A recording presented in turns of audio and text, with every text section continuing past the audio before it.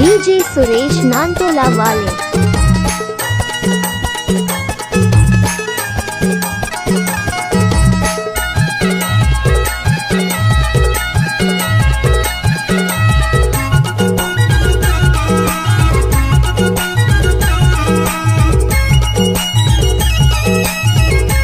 गणपत बजाने रे काय को बंद कर तू। हाय दैया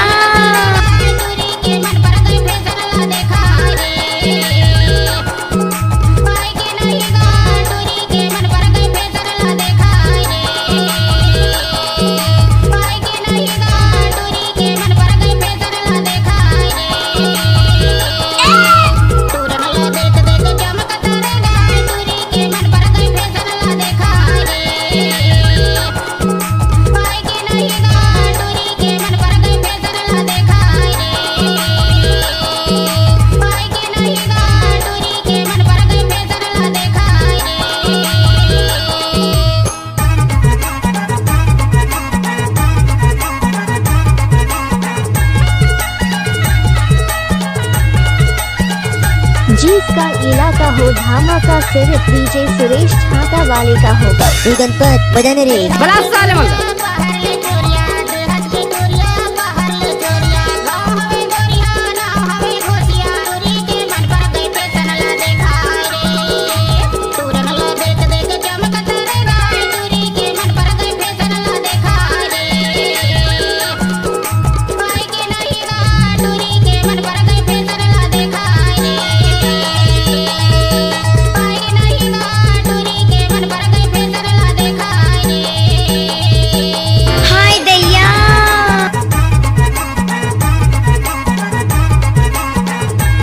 सुरेश धुर्वे छाता वाले।